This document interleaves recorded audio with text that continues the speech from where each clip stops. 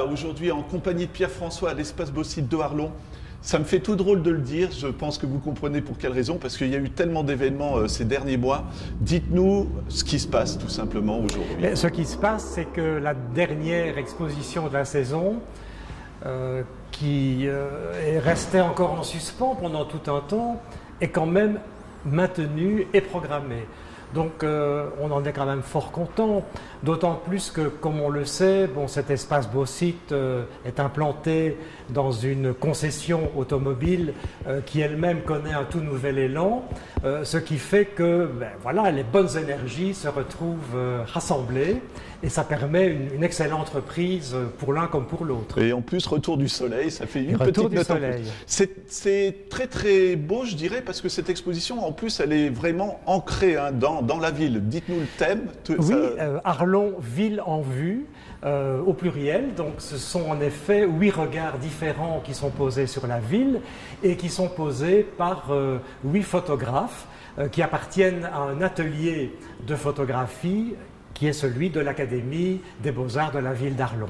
Voilà. Comment ça s'est passé, les approches de ces 8 photographes, justement, pour la ville? Mais c'est un projet qui remonte à quelque temps déjà, qui était un peu en sommeil dans les tiroirs et qui finalement aboutit aujourd'hui.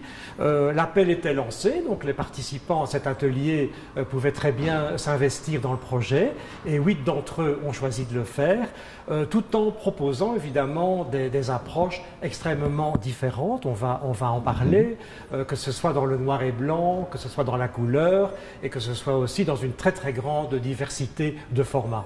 Alors c'est tout à fait passionnant parce que justement, comme vous le dites, 8 photographes qui vont se promener dans la même ville, mais ça ne sera jamais le même sujet, quoi, tout simplement. On peut peut-être parler par exemple du noir et blanc parce que c'est assez joli comme approche. Oui, alors il faut dire aussi que le projet donc, a démarré quand même très concrètement durant l'année 2020, donc l'année du confinement.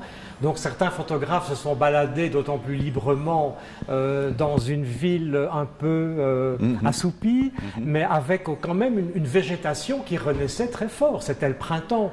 Et donc vous avez des photos de fleurs, des photos végétales, vraiment de sujets végétaux qui quand même manifestait le retour de la vie, la renaissance de la nature l'an dernier, comme on la connaît évidemment cette année.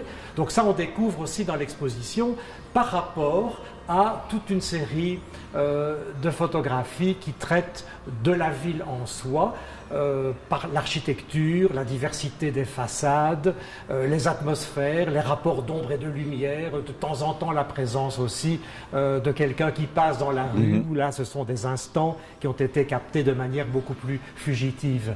Et sans esprit de polémique, comme vous l'expliquiez, il y a aussi des magasins fermés, des devantures qui donnent aussi quelque part un caractère à la ville finalement. Oui, bien sûr, mais là il fallait aussi penser à une mémoire, parce qu'un de nos photographes présents, qui est vraiment quelqu'un de la ville, souhaitait quand même aussi composer une mémoire d'images de commerces qui sont éteints maintenant, mais qui ne sont pas nécessairement fermés depuis peu de temps, mais qui appartiennent aussi un peu à toute la vie commerciale telle qu'elle fut dans la ville. Donc c'est un retour vers le passé aussi, avec quand même pas mal de nostalgie, me semble-t-il, mais qui se veut un peu systématique. C'est-à-dire qu'on a affaire à un relevé, à une espèce d'état des lieux qui se veut très objectif, comme ça, de toutes ces façades, parfois même un peu délabrées, il faut bien le dire, et qui émeuvent aussi très fort, évidemment, les visiteurs arlonnais qui redécouvrent des choses bien entendu, qui ranime un peu la mémoire. Il y a aussi la notion d'esthétique, je pense que vous serez d'accord. Il y a du travail sur les volumes, il y a aussi des paysages, du travail sur les couleurs, il y a aussi il y a tout, quoi, finalement, pour un photographe. Mais le travail sur les volumes, il est assez caractéristique de quelques-uns qui ont déambulé dans la ville et qui se sont attachés à photographier des ensembles parfois assez monumentaux, assez massifs, mais que l'on découvre un peu transfigurés par l'image. Et d'ailleurs, certains visiteurs disaient « Maintenant, nous allons les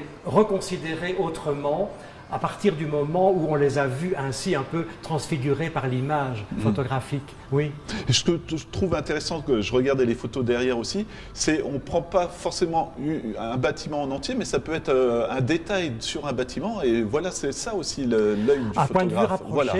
Un point de vue rapproché presque sur une façade ou un fragment de façade qui se découpe entre l'ombre et la lumière, une chaise, une boîte aux lettres, et on découvre que les couleurs sont identiques, et ça crée tout à coup une harmonie dans des tons bordeaux qui est très belle. Voilà, sujet, la ville de Arlon, et finalement on arrive à l'autoportrait aussi. On arrive à l'autoportrait parce que c'était possible aussi de se mettre en situation, d'étudier un peu le rapport du corps par rapport à l'espace, le rapport du corps et de l'espace, et de se dire, tiens, Arlon est une scène, je me mets en scène, je me mets en situation dans la ville, et on voit en effet une artiste s'auto-portraitisant à différents lieux du chef-lieu. Alors on parlait de magasins qui étaient fermés, mais on pense aussi à l'avenir. Il y a une photographe qui montre justement la ville en travaux, et comme vous le disiez, ça bouge ici, quoi, finalement. Oui, c'est un peu l'explosion immobilière dont on est témoin maintenant, et c'est vrai que là, il y a une série impressionnante de clichés, il y en a à peu près 90, de cartes postales, de chantiers. Mais l'intérêt du travail, c'est qu'on reprend un peu le principe de l'image que l'on a colorisée, et là, elles sont colorisées à partir de Photoshop. Hein. Ouais. Elles sont faites sur ordinateur, et ça donne des impressions d'imaginaire, un peu d'ambiance, un peu onirique, un peu magique aussi. Voilà, ça c'est vraiment la démarche, montrer que Arlon est en plein devenir aussi, et qu'on voit partout un peu dans la ville émerger des constructions même assez impressionnantes. Ouais. Alors vous parlez justement d'ambiance onirique. Moi je terminerai, je pense, par le dernier photographe, c'est la rue imaginaire, et comme je vous l'ai dit juste avant de tourner, je me suis fait avoir, je croyais que c'était vraiment une rue qui existait. Mais je trouve que l'idée en soi est magnifique. Vous pouvez nous en parler? Oui, cette rue imaginaire, elle est composée d'environ 60 façades que le photographe est allé capter comme ça à différents endroits de la ville.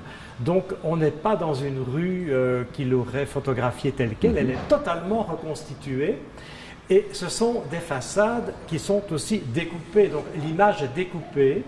Ces photos sont juxtaposées sur un peu plus de 16 mètres de long, et ça crée cette longue enfilade de façades. Et alors, ce qui est intéressant aussi, c'est de découvrir que la façade en soi rend la maison non plus fonctionnelle, mais qu'on a plutôt l'impression de découvrir des formes, des découpes. On s'intéresse à tous les détails architecturaux de la façade. Et alors, pour vraiment accentuer cette impression de la maison devenue objet, on découvre également des toutes petites maisons, des miniatures vraiment, même procédés de découpage sur panneaux noirs, sur fond noir. Et là, vraiment, on est en présence de la petite maison objet. Voilà. Et c'est ça qui est intéressant, vous me l'expliquez, c'est presque un comportement de collectionneur finalement. J'ai pas cette maison, voilà, je la... c'est un collectionneur, il se présente vraiment comme tel ici, mais en même temps, en parlant de ces petites maisons, de ces maisons objets, il dit voilà, c'est un peu comme le collectionneur de papillons qui va épingler ses papillons méthodiquement dans une vitrine. Hein. C'est un peu cette impression-là. Oui. Je reste un petit peu sur ce sujet. Il faut rappeler, cette rue fait plus de 16 mètres de long sur la mezzanine ici. L'équilibre des couleurs, comment les maisons, ils savaient déjà dans quel ordre il allait les mettre les unes par rapport aux autres? Non, pas du tout. Non, il se fait que, oui, il y avait peut-être déjà quelques principes de cohabitation qui étaient fixés, mais ces maisons ont été toutes au sol. Et alors, on les a observées, on a parcouru cette rue pour ensuite modifier la composition, parce qu'il y avait des rapports de couleurs, il y avait des architectures parfois trop proches les unes des autres, des profils que l'on souhaitait plutôt diversifier. Donc on a recomposé avant l'accrochage définitif. Oui. Voilà.